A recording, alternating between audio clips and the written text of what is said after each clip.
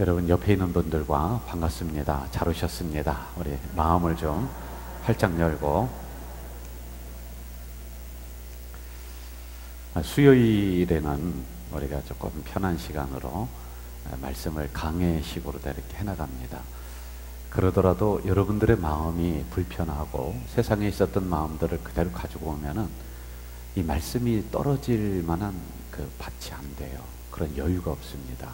그래서 세상 것을 다 근심 걱정을 내려놓고 말씀 속으로 저와 함께 들어와서 이 말씀에서 주는 은혜를 이 시간에 받는 여러분 되시기를 주의 이름으로 축복합니다. 여러분, 성도의 말 속에는 전에도 말씀을 드렸는데 결인력이 있고 창조력이 있어요. 재창조하는 겁니다. 그래서 나는 행복합니다 하면은요, 진짜 행복한 게 별로 없더라도 행복한 일들이 일어나고 행복한 인생으로 만들어져요. 나는 우울합니다. 나 기분 나쁩니다. 나는 짜증이 많이 납니다. 그럼요, 계속 그런 일들이 반복이 되더라고요. 여러분의 말 속에는 그렇게 여러분의 인생이 형성되는 견인력이 있고 재창조력이 있어요. 그래서 한번 해봅시다. 나는 행복합니다. 다시 한번 해봐요. 나는 행복합니다. 여러분, 이 시간에 참 현대인에 일어나는 병 중에 하나가 우울증이라는 게 참 심해요. 이런 부분들이 이 말씀을 들으면서 여러분에게 있었던 짜증나는 마음들, 근심나는 마음들이 싹 물러가기를 주의 이름으로 축복합니다. 한번 또 따라해 볼까요? 나는 부족함이 없습니다.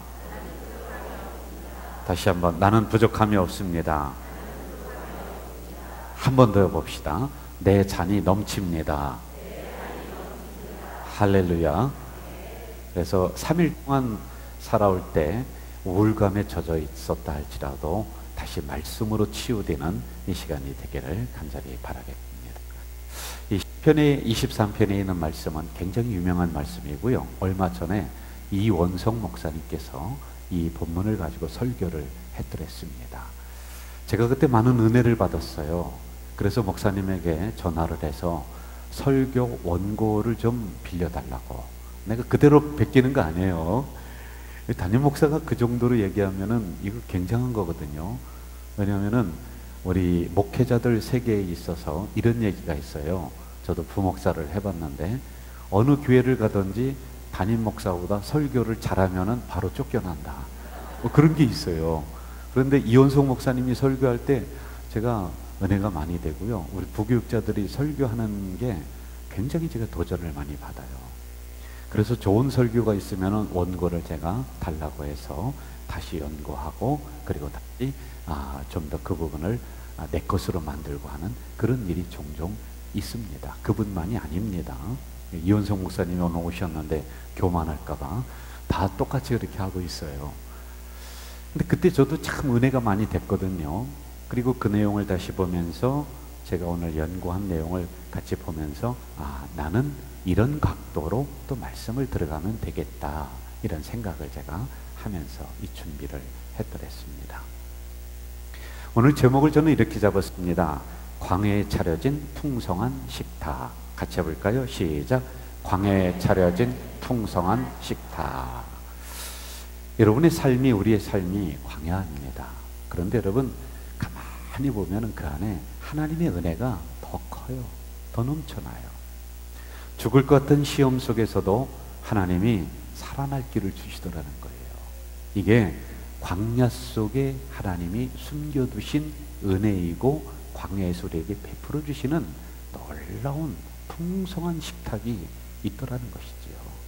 그래서 제가 우리 성도님들과 같이 대화를 해보고 신앙 상담을 해보면은 돌아보면은 은혜입니다. 생각해보면은 감사입니다. 이 고백을요 꼭 합니다. 어려움을 얘기하면서 막 눈물 흘리는 그런 분들이 과거를 다시 한번 돌아봤더니 그 상황 속에서 하나님의 풍성한 식탁이 있었습니다. 이 고백을 하더라는 거죠. 제가 오늘도 요즘 계속 신방이 아주 많아요. 한 주일에 4번 화수목금. 제가 그냥 얼마나 열심히 뛰는지. 그런데 가면서요 제가 은혜를 받습니다.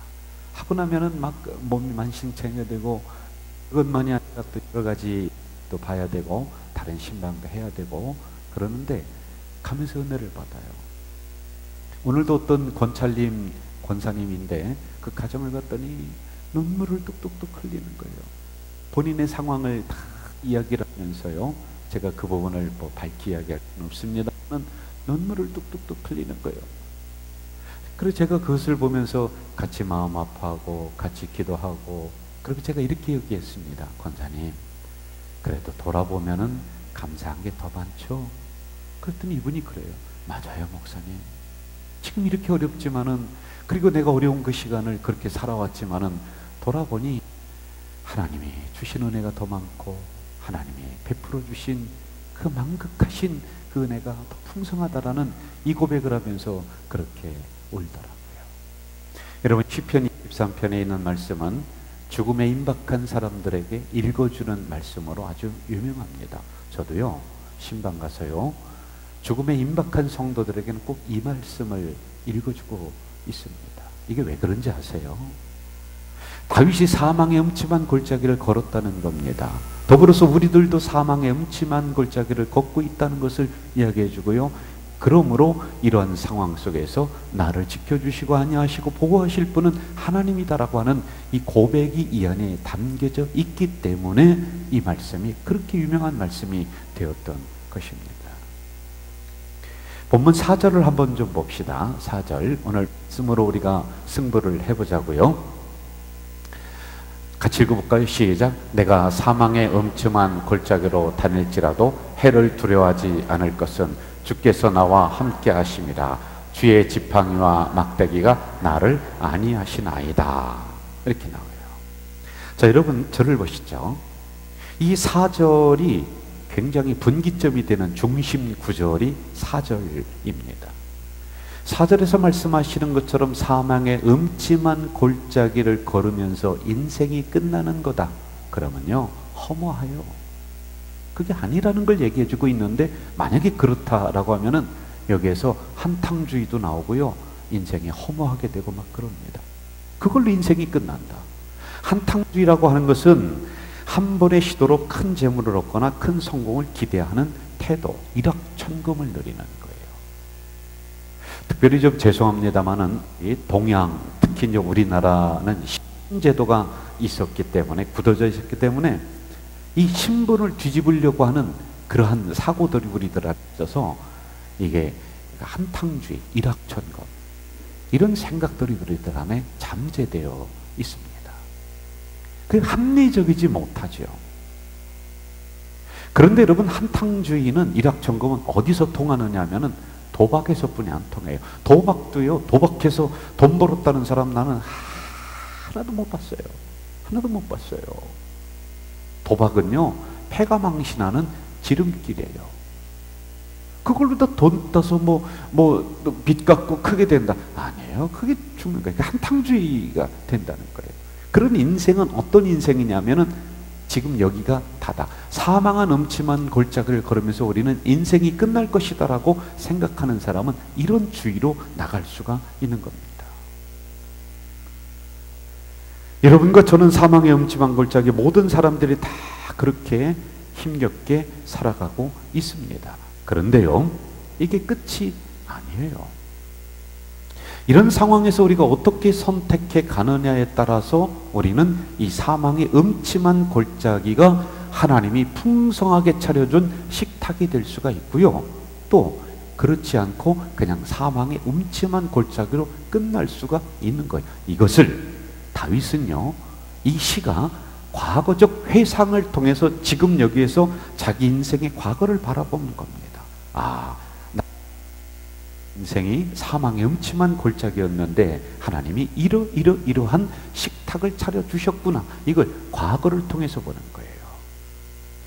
여러분, 이게 이 시가 나온 배경이 어떤 배경이냐 하면은요, 다윗 왕국이 흥왕했을 때, 제일로 흥왕했을 인생의 말년, 완전 말년은 아니에요. 거기에서 이 시가 나왔어요. 그러면서 보면서 나의 인생이 이러한 어려움 속에서 하나님이 이렇게 은혜를 주셨구나.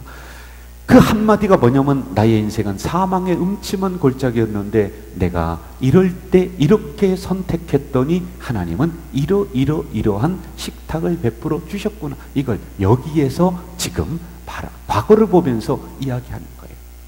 그리고 이러한 은혜를 가지고 자기의 남은 미래를 바라보는 거예요. 그러므로 나는 여전히 그 하나님을 선택하며 나가겠다라고 하는 것입니다. 여러분, 그런 상황에서 다윗이 선택했던 것은 뭐냐 하면은 여호와는 나의 목자시다. 이걸 선택을 했습니다. 그랬더니 하나님이 목자가 되셔서 다윗의 인생을 기름지게 만들어주셨어요. 그가 사망의 음침한 골짜기를 걸은 것처럼 보였는데 결국에는 그것이 아니구나. 이것을 고백하는 내용이 오늘 본문의 내용들이란 말입니다. 여러분은 어떠한 선택을 하며 살아가겠습니까? 칼이라고 하는 사람은 이렇게 얘기해요. 길을 가다가 돌이 나타나면 약한 사람은 그것을 걸림돌이라고 하고 강한 사람은 그것을 디딤돌이라고 한다. 여러분, 성공과 실패가 여러분들 눈앞에 있습니다. 평안과 불안이 있고요, 행복과 불행이 있습니다. 기쁨과 슬픔이 있고 감사와 불평이 있습니다. 어떤 것을 선택하느냐에 따라서 180도로 달라집니다. 범죄 심리학자인 소포라고 하는 박사는 이렇게 얘기를 합니다.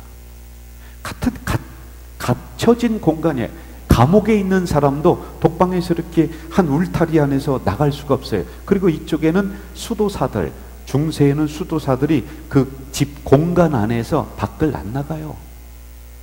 못 나가요. 그런데요, 여기에서 어떻게 선택하느냐에 따라서 어떤 사람은 불평, 불만 그러면서 이 감옥에 있는 사람은 그걸 선택하니까 여기가 감옥이 된다는 거예요. 그런데 똑같은 닫혀진 공간인데 이 수도사들은 이 안에서 감사, 이걸 선택하니까 그들의 인생이 풍요로워지더라고 하는 그런 것입니다. 오늘 본문은 이러한 선택에 있어서 다윗은 여호와는 나의 목자다, 이걸 선택을 합니다. 한번 저를 따라 볼까요? 하나님은 나의 목자이십니다. 여러분, 항상 말씀을 들으면서 이 말씀을 순간순간 나에게 적용을 시켜나가야 돼요. 그래야지 살아있는 말씀이 됩니다. 목자라는 칭호는 본래 백성을 다스리는 지도자들을 일컫는 용어였습니다. 이 칭호는 구체적으로 왕에게 적용되는 용어이기도 했었습니다. 목동 생활의 뼈가 굵은 이 다윗은 내가 어느 길을 선택하느냐에 따라서 양의 생명이 왔다 갔다 하는 이것을 경험을 했단 말입니다.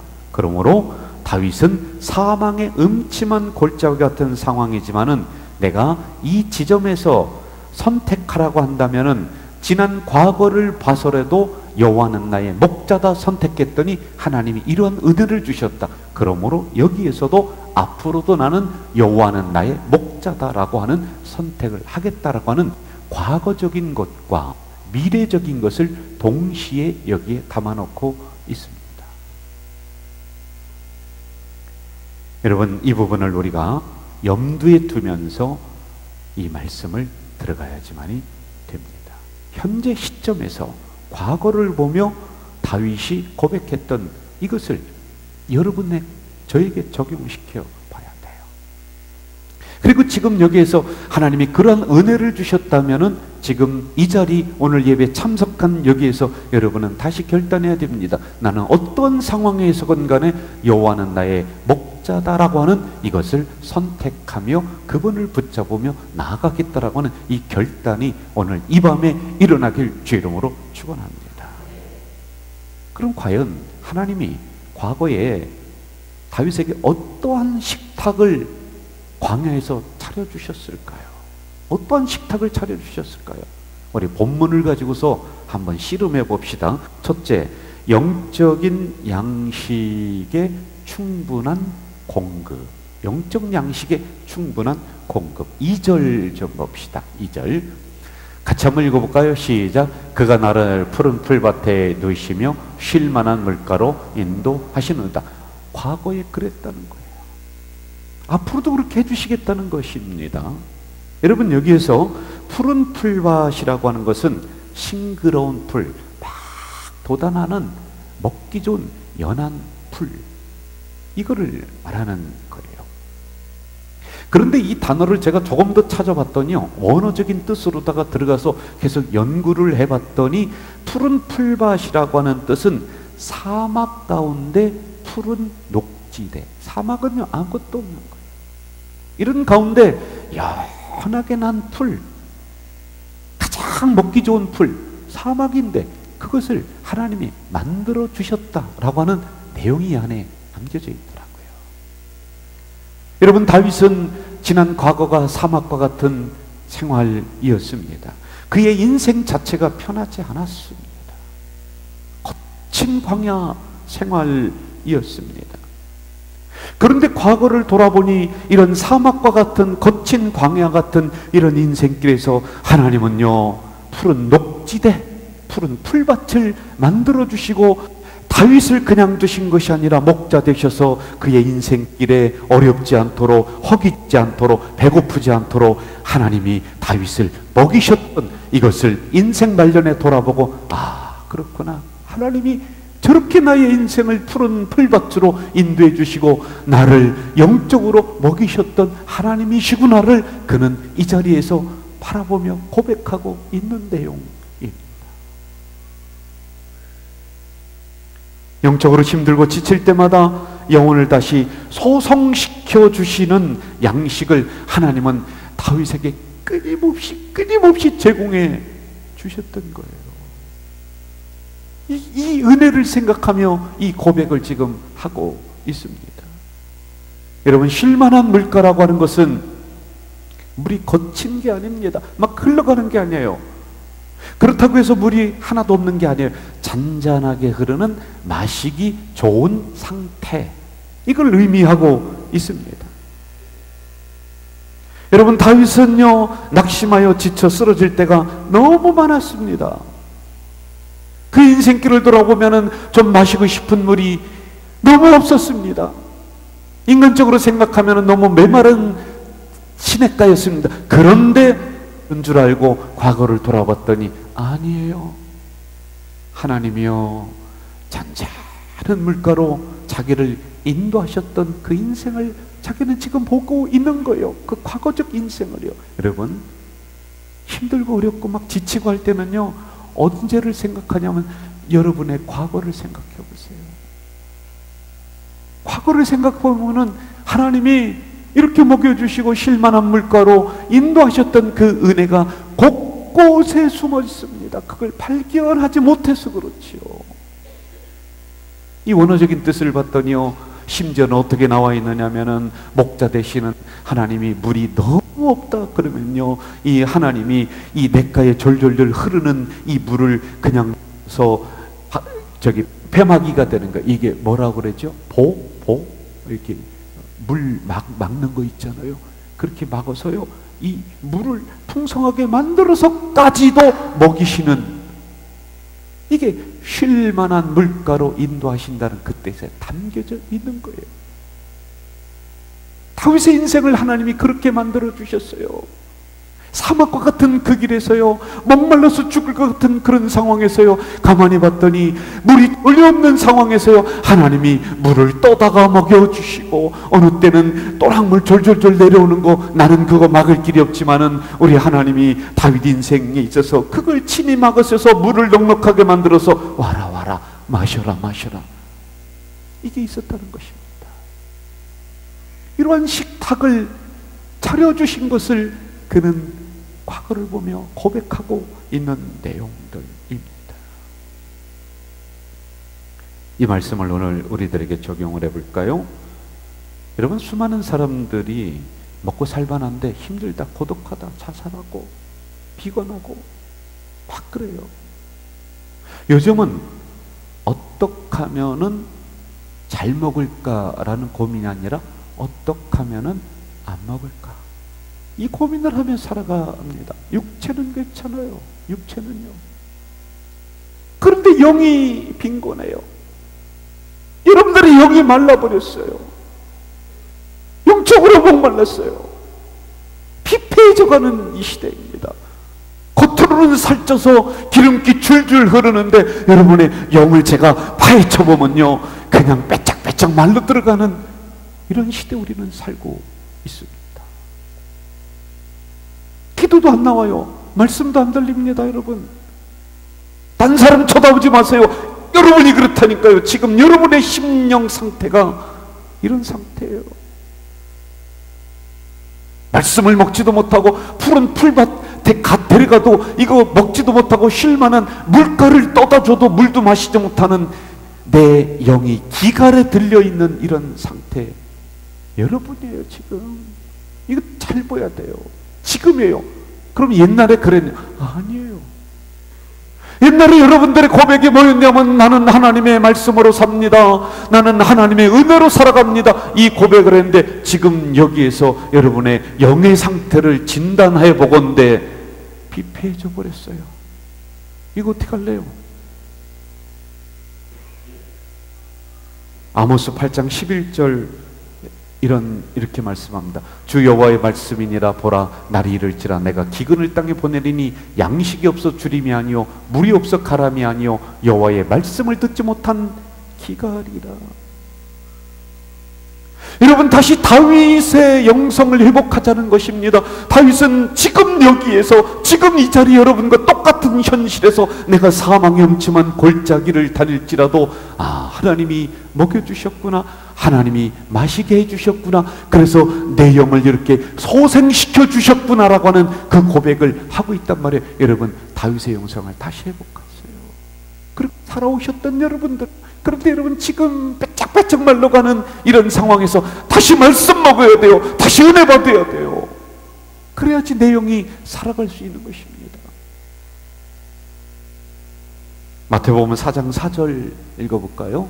사람이 빨간 글씨만 시작. 사람이 떡으로만 살 것이 아니요 하나님의 입으로부터 나오는 모든 말씀으로 살 것이니라 하였느니라.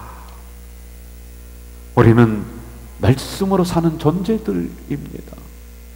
영적 양식을 공급받아야지만이 사는 존재들이요. 세상 사람들은 밥 먹고 그냥 살아갈 수 있지만은 우리는 하나님 말씀 먹지 못하면은, 하나님 은혜 받지 못하면은 죽을 수밖에 없는 인생들이에요. 여러분, 물은, 잔잔한 물가는 뭐를 얘기하냐면 하나님이 포근하게 그리고 조용하게 우리에게 공급해 주시는 하늘로부터 내려오는 이슬과 같은 은혜를 얘기하는 거예요. 푸른 풀밭은 여러분이 이 시간에 저를 통해서 하나님의 말씀을 공급해 줍니다. 아멘 하고 먹어야 돼요. 그래야 다시 삽니다. 다윗이 그 말씀으로 살았듯이, 그 은혜로 살았듯이, 그래서 그 광야에서 이 풍성한 식탁을 차려주셨습니다라고 고백했던 것처럼 지금 여러분 다시 이 고백이 여러분 입에서 나오길 주 이름으로 축원합니다. 말씀을 받아 먹으셔야 돼요. 은혜를 사모해야 돼요.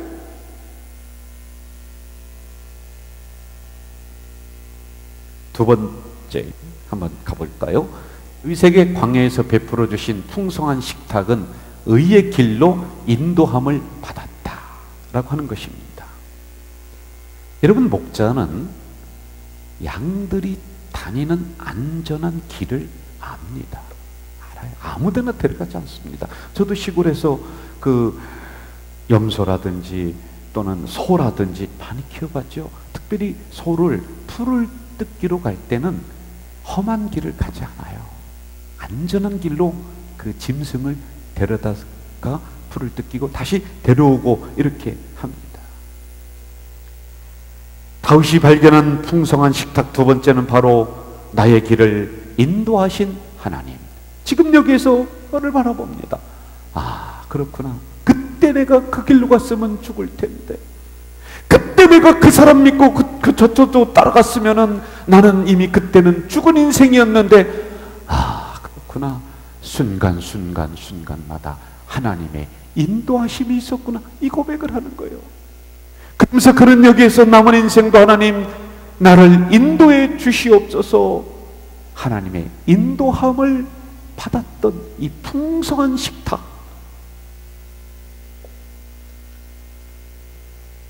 이게 여러분 다윗만 그런가요? 그렇지 않죠. 육상선수인 아이가 초등학생이 있어요. 아주 잘 달립니다. 그리고 한 아이는 너무 못 달려요. 그 게임은 해보나 마나예요. 육상선수가 이기죠. 그리고 이 아이는 키도 작고 뭐 이 다리도 크지도 못하고 달리지도 못해요. 그럼 둘이 준비 땅 했어요. 누가 이길까요? 뭘 고민하세요? 누가 이게? 육상선수가 이기죠. 그렇죠. 그런데요, 중간에 뭐가 있냐면 운동회 때 보면은 장애물 경기라고 해서 가서 막 달려가서요, 이 종이 쪽지 하나 접은 거를 딱 펴야 돼요. 그렇죠. 그럼 함께 달리는 거, 그런 거 있잖아요. 이해가 되셨으면 끄떡끄떡 그러세요. 그런데 이 육상선수는 막 달려가서 이 종이 일동으로 달려갔죠. 한참 차이 나죠. 이 종이를 딱 펴보니까 어떤 단어가 나냐면 할머니랑 같이 뛰라는 거예요. 이 할머니를 어떻게, 다 이긴 게임이었는데, 그런데 뒤에서 늦장 부리면서 뒤뚱뒤뚱하고 온 이 친구, 이 종이 쪽지를, 장애물 경기에서 이 묻어있는 종이 쪽지를 딱 펴보니까 체육 선생님 딱 써있는 거예요. 순간 역전되는 거예요. 이 체육 선생님이요, 이 꼬마가 못 되니까 야야야 오버 그냥 막 부서뛰는 거예요. 여러분, 인생 경기는 마치 이와 같습니다. 누구와 같이 달려가느냐, 누구의 인도함을 받느냐.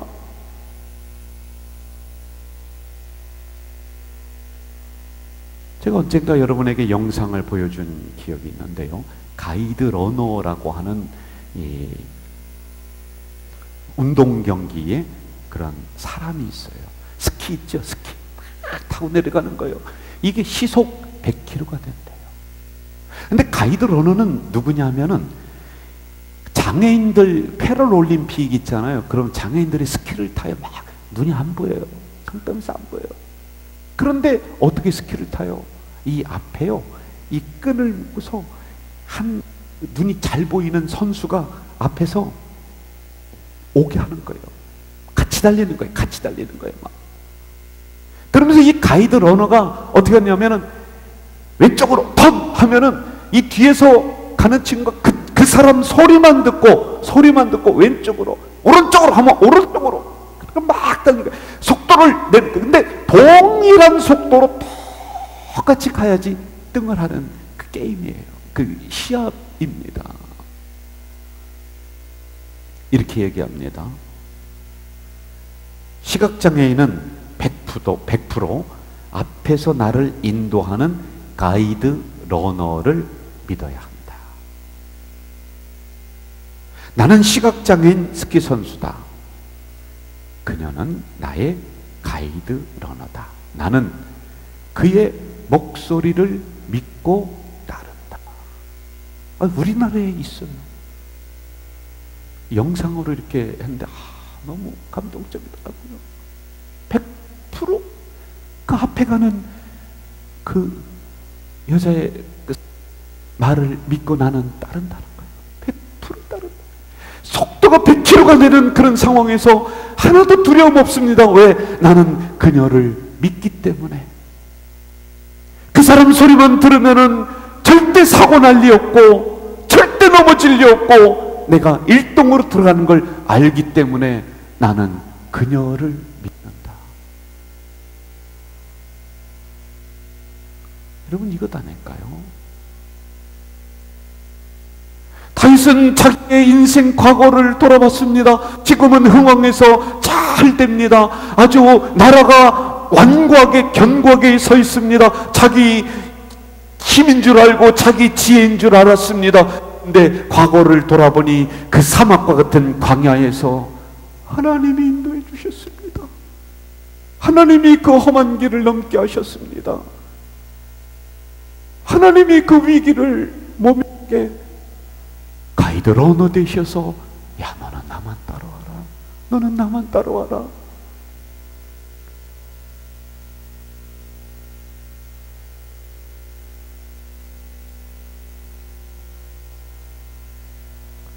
세 번째, 다윗에게 광야에서 베풀어 주신 풍성한 식탁은 위험으로부터 완벽하게 지켜주셨다. 이 은혜가 있는 거예요. 한번 볼까요? 4절 봅시다. 4절 같이 읽어봅시다. 시작. 내가 사망의 음침한 골짜기로 다닐지라도 해를 두려워하지 않을 것은 주께서 나와 함께 하심이라. 주의 지팡이와 막대기가 나를 안위하시나이다. 특별히 여기 보면은 주의 지팡이 막대기가 나요. 막대기는 히브리어로 마시에나라고 하는데 이 의미는 뭐냐 하면은 방향 제시용이에요. 이거는 막대기는 방향 제 이쪽으로 가라 저쪽으로 가라. 그리고 지팡이는 원어적인 뜻을 보면은 지팡이에는 뭐가 있냐면 강타하다, 때리다. 지팡이는. 그러니까 이게 무슨 얘기냐면은 양떼에게 달려드는 맹수들이 있는데 곤봉과 같은 이 지팡이로 이 맹수들을 때려버리는 거예요. 때려버리는 거예요. 다윗은 여러분 이제 견고하게 선, 그래서 자기 인생 말년이 얼마 남지 않았지만은 이 왕국을 바라보며 과거를 쳐다봤습니다. 그런데요, 적들이 달려올 때 하나님이 그들 앞에 쓰셔서 이 곤봉으로, 이 지팡이로 그들을 때려서 물리쳐 주신 그 은혜, 자기 힘이 아니었습니다. 골리앗을 자기 힘으로 이긴 줄 알았습니다. 그러나 만군의 여호와께서 지팡이 되셔서 그 골리앗의 이마를 때려서 부숴주신, 그걸 알게 된 것이죠. 이게 나의 인생길 광야에서 베풀어 주신 놀라운 식탁이구나. 이 고백을 하고 있는 거예요. 그 사막과 같은 광야 같은 그 인생길, 어디로 가야 될지 몰라서 방황할 때 우리 하나님은 막대기 되셔서 이쪽으로 가라, 이쪽으로 가라. 방향을 제시해 주셨던 그 은혜. 여러분, 돌아보면은 다윗만 그런 것이 아닙니다. 하나님이 지켜주지 않은 것 하나도 없습니다. 여러분, 그때 그 사고에서 한번 과거를 돌아보세요. 하나님이 천군 천사원에서 그렇게 지켜주셨구나. 그만하길 다행이구나. 여러분, 그 수술에서 의사가 여러분을 더 낫게 하신 것이 아니라 가만히 생각하면은 하나님이 나를 수술대 위에서 지켜주셨구나. 여러분, 그 사람에게서 하나님이 지켜주셨고 그 사건에서도 하나님이 지켜주셨습니다. 그러므로 우리 이 시간 다시 결단해야 돼요. 나의 앞으로의 인생도 하나님이 지켜주실 것이다.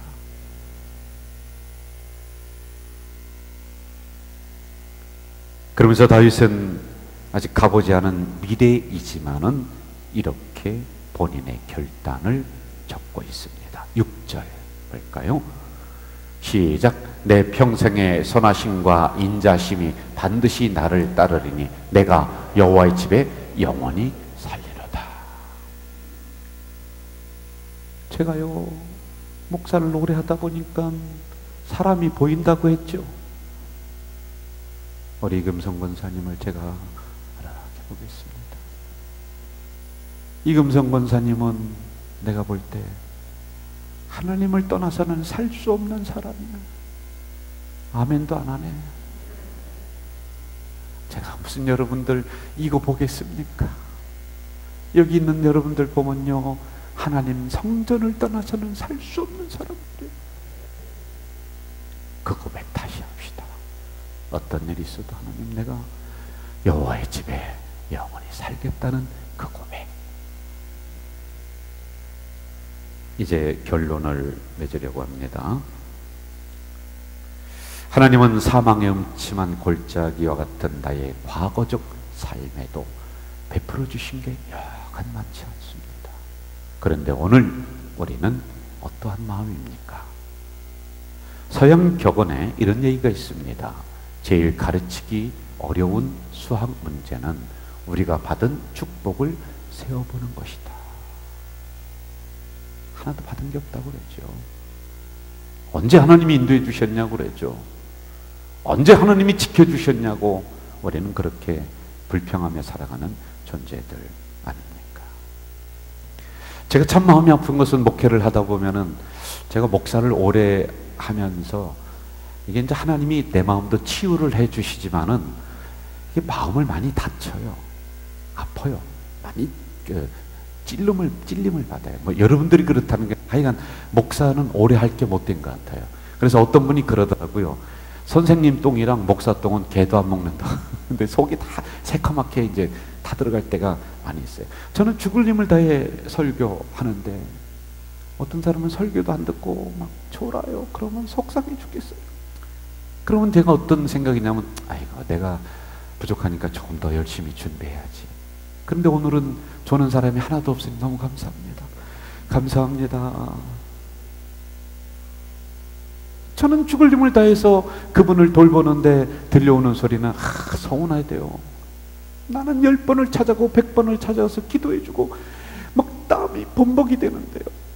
제가요 신방 가서는 60 이상 넘으신 분들, 그런 어르신들은 꼭 가서 안수합니다. 안수하면요 그냥 기도하는 거예요 2배 3배 진액이 막 빠져버리는 거예요. 그리고 제가 신방할 때는 아침 점심을 금식하면서 해요. 그러니까 더 힘들어요. 그리고 이제 저녁 가서 일부러 제가 지금 그렇게 합니다. 그럼 점심을 대접하는 구역장님들에게 어떻게 하느냐? 죄송합니다.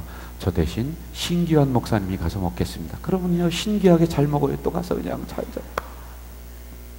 그런데 이렇게 목회자들이 진액을 쏟는데 들려오는 소리가 서운해야 돼요. 그럼 뭐가 서운한가 봤더니요 별것 아니에요. 10명이면 10명이 다 그냥 넘어갈 문제인데 별것 아닌데 서운하다. 그 소리 들을 때 나도 모르게 인간적인 게 막 올라와요. 막 그냥 그런 게 막 이렇게 올라와서 마음이 많이 다치더라고요. 여러분, 저를 가르쳐 주신 목사님이 그 얘기 하더라고요. 성도들을 대할 때 10번 잘해도 한 번 잘못하면 소용없다. 10번 잘해도 100번 잘해도 한 번 서운하면은 그것 가지고 목회자에게 어필하고 그러므로 끝까지 잘해라. 이제 이런 얘기를 해주시는데 이게 어느 때는 마음에 많이 와닿더라고요. 여러분, 제가 하고 싶은 얘기는 뭐냐? 우리끼리는 그럴 수 있다는 거예요. 저한테는 그럴 수 있다는 거예요. 그런데 하나님한테는 그러지 말라는 거예요. 하나님한테는 그러지 말라는 거예요. 주신 은혜가 100가지 1000가지가 넘고, 여러분 지금 여기서 과거를 돌아보면은 그 광야에서 차려준 식탁이 너무나 많은데 은혜 받은 거 하나도 없는 양, 하나님이 나에게 주신 거 하나도 없는 양 그냥 여기에서 우울하게 앉아있고 짜증내며 앉아있고 말씀이 안 들어온다라고 내가 은혜가 안 된다라고요. 여러분, 하나님의 문제가 아니라 여러분의 심령 상태가 문제인데, 적어도 우리끼리는 저한테는 그랬다 할지라도 하나님한테는 그러지 말자는 거예요. 하나님 베풀어 주시는 은혜가 감사합니다. 광야에서 풍성한 식탁을 차려주셨군요.